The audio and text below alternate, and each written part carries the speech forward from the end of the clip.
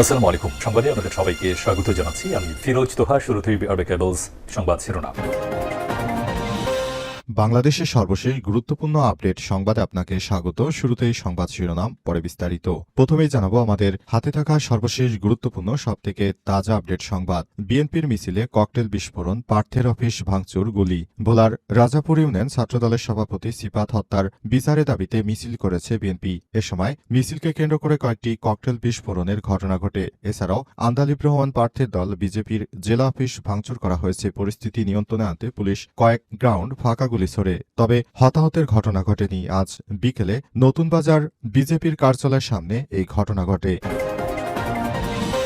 এরপর জানাবো 272 আসনে মনোনয়নপত্র দাখিল ইসলামী আন্দোলনের। ত্রয়োদশ জাতীয় সংসদ নির্বাচনে মনোনয়ন দাখিলের শেষ দিনে 272টি আসনে মনোনয়নপত্র দাখিল করেছে ইসলামী আন্দোলন বাংলাদেশ। আজ দলটির কেন্দ্রীয় প্রচার ও দাওয়া সম্পাদকের পাঠানো এক সংবাদ বিজ্ঞপ্তিতেই তথ্য নিশ্চিত করা হয়েছে। এদিকে তারেক রহমানের নেতৃত্বে পূর্ণ সমর্থন জানিয়ে নির্বাচন থেকে সরে দাঁড়ালেন এনসিপির প্রার্থী। জাতীয় নাগরিক পার্টি এনসিপির কেন্দ্রীয় যুগ্ম সদস্য সচিব ও ঢাকা চট্টগ্রাম মহানগরের প্রধান সমন্বয়কারী মীর আরশাদুল হক দলটির সব পদ থেকে পদত্যাগ করেছেন। একই সঙ্গে তিনি চট্টগ্রাম 16 বাঁশখালী সংসদীয় আসনে এনসিপির প্রার্থী হিসেবে নির্বাচন না করারও ঘোষণা দিয়েছেন। জানাবো মনোনয়নপত্র জমার সময় আর বাড়ছে না বললেন ইসি সচিব। ত্রয়োদশ জাতীয় সংসদ নির্বাচনে প্রার্থীদের মনোনয়নপত্র জমা দেওয়ার সময় আর বাড়ছে না বলে জানিয়েছে নির্বাচন কমিশনের ইসি সচিব আক্তার আহমেদ। আজ বিকেলে এক ব্রিফিংয়ে এসব তথ্য জানান তিনি। নির্বাচন কমিশন ইসি ঘোষিত তফসিল অনুযায়ী আজ সোমবার বিকাল 5টা পর্যন্ত আগ্রহী প্রার্থীদের রিটার্নিং বা সহকারী রিটার্নিং কর্মকর্তার নিকট মনোনয়নপত্র জমা দেওয়ার শেষ সময় ছিল। শেষ সময় হয়ে যায় আর কোনো প্রার্থী মনোনয়ন জমা দিতে পারবে না।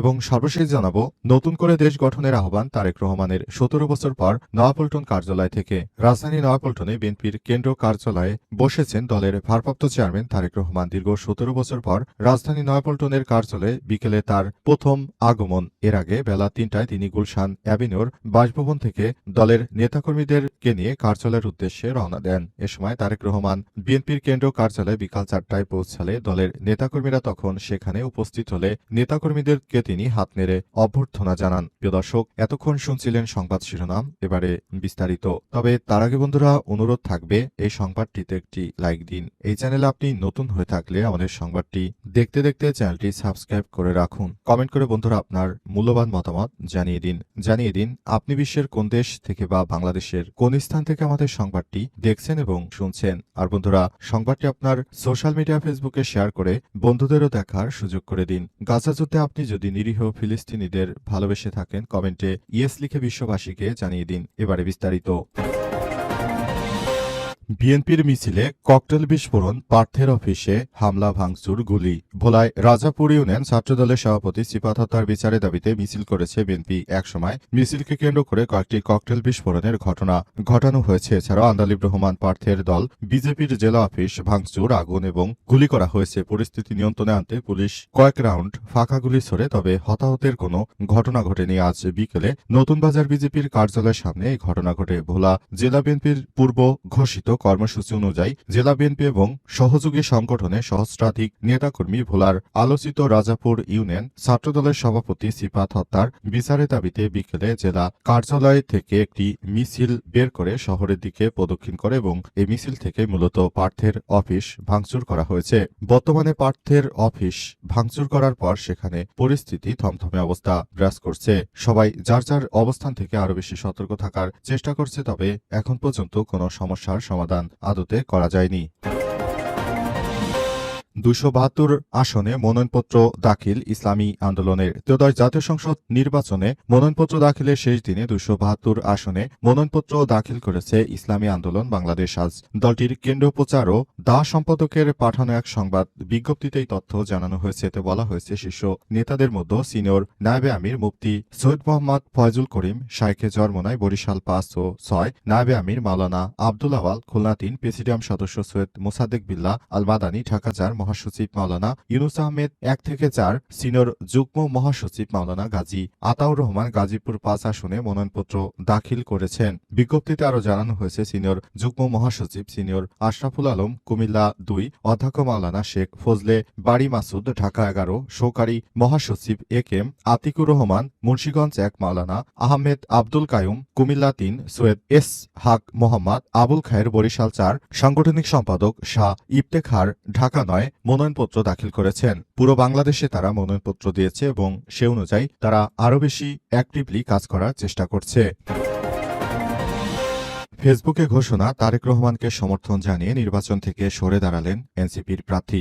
জাতীয় নাগরিক পার্টি এনসিপির কেন্দ্র যুগ্ম সদস্য সচিব ও চট্টগ্রাম মহানগরের প্রধান সমন্বয়কারী মীর আরশাদুল হক দলটির সব পদ থেকে পদত্যাগ করেছেন। একই সঙ্গে তিনি চট্টগ্রাম 16 বাঁশখালী সংসদীয় আসনে এনসিপির প্রার্থী হিসেবে নির্বাচন না করারও ঘোষণা দিয়েছেন। বৃহস্পতিবার 27 ডিসেম্বর বিএনপির ভারপ্রাপ্ত চেয়ারম্যান তারেক রহমানের দেশে ফেরার দিনেই তিনি এই গুরুত্বপূর্ণ রাজনৈতিক সিদ্ধান্তের কথা জানিয়েছেন। দীর্ঘদিন ধরে তিনি এনসিপির সঙ্গে রাজনীতি করলেও অবশেষে তিনি এনসিপি থেকে সরে দাঁড়ানোর এমন একটি সিদ্ধান্তের কথা জানালেন যে তার এই সিদ্ধান্তের কথা জানার পর দেশের মানুষ এখন অনেক বেশি হতচকিত হয়ে উঠেছে। কারণ এমন একটি সিদ্ধান্ত কথা জানানোর সঙ্গে সঙ্গে সবাই আরও বেশি সতর্ক হয়ে পড়েছে।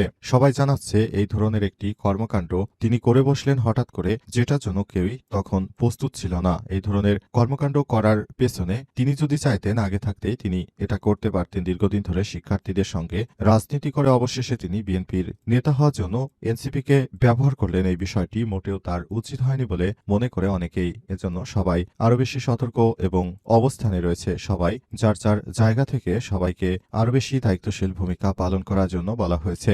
নতুন বাংলাদেশ গড়ে তোলার জন্য কাজ করা হচ্ছে, কিন্তু বাংলাদেশের প্রতিটি জায়গায় জায়গায় এবং এই বিষয়গুলোকে নিয়ে সবাই আরো বেশি সতর্কমূলক কার্যক্রম চালাচ্ছে। মনোনয়নপত্র জমার সময় বাড়ছে না, বলছে ইসি সচিব। ত্রয়োদশ জাতীয় সংসদ নির্বাচনে প্রার্থীদের মনোনয়নপত্র জমা দেওয়ার সময় আর বাড়ছে না বলে জানিয়েছে নির্বাচন কমিশন। ইসির সচিব আক্তার আহমেদ আজ সোমবার বিকেলে ব্রিফে তিনি এসব তথ্য জানান। নির্বাচন কমিশন ইসি ঘোষিত তফসিল অনুযায়ী আজ বিকাল 5টা পর্যন্ত আগ্রহী প্রার্থীদের রিটার্নিং বা সহকারী রিটার্নিং কর্মকর্তার নিকট মনোনয়নপত্র জমা দেওয়ার শেষ সময় ছিল। সময় শেষ হয়ে যায় আর কোনো প্রার্থী মনোনয়নপত্র জমা দিতে পারবেন না। তফসিল অনুযায়ী রিটার্নিং কর্মকর্তা কর্তৃক মনোনয়নপত্র বাছাই 4 জানুয়ারি পর্যন্ত। মনোনয়নপত্র বাছাই রিটার্নিং কর্মকর্তার সিদ্ধান্তের বিরুদ্ধে আপিল দায়ের 5 জানুয়ারি থেকে 9 জানুয়ারি পর্যন্ত। আপিল নিষ্পত্তি 10 জানুয়ারি থেকে 18 জানুয়ারি পর্যন্ত। প্রার্থিতা প্রত্যাহারের শেষ দিন 20 জানুয়ারি। প্রতীক বরাদ্দ 21 জানুয়ারি। ভোট গ্রহণ 12 ফেব্রুয়ারি সকাল 7টা থেকে বিকাল 4টা পর্যন্ত। অর্থাৎ প্রত্যেক বছর সকাল 8টা থেকে বিকাল 5টা পর্যন্ত ভোট গ্রহণ হয়ে থাকলে বা সেটি সকাল 7টা থেকে তারপর বিকাল 4টা পর্যন্ত ভোট গ্রহণ অনুষ্ঠিত হতে চলেছে। এবারের নির্বাচন হবে ইতিহাসের সব থেকে ভালো মানের একটি নির্বাচন বলে মনে করে নির্বাচনের কর্মকর্তারা। তারা ইতিমধ্যে সব বিষয় নিশ্চিত করেছেন। অন্তর্বর্তীকালীন সরকারের প্রধান উপদেষ্টা প্রফেসর ডক্টর মোহাম্মদ ইউনূসের সরকার যে নতুন বাংলাদেশ গড়ে তুলেছেন সে অনুযায়ী সবাইকে আরো বেশি দায়িত্বশীল ভূমিকা পালন করতে হবে। পুরো বাংলাদেশটাকে সেভাবেই সাজিয়ে গুছিয়ে নিতে হবে বলে জানানো হয়েছে। বাংলাদেশের প্রতিটি জায়গায় জায়গায় অনেক বেশি সমস্যা রয়েছে। সেসব সমস্যাগুলো মোকাবেলা করার জন্য নির্বাচন কমিশন আরো বেশি দায়িত্বশীল ভূমিকা পালন করছে বলে ইসির পক্ষ থেকে নিশ্চিত করা হয়েছে। আর বলা হয়েছে এবার আর রাতে ভোট হওয়ার কোনো সুযোগ নেই। এবার ভোট হবে দিনের বেলা এবং এই ভোটের মাধ্যমে সবাইকে আরো বেশি দায়িত্ব গ্রহণ করতে হবে।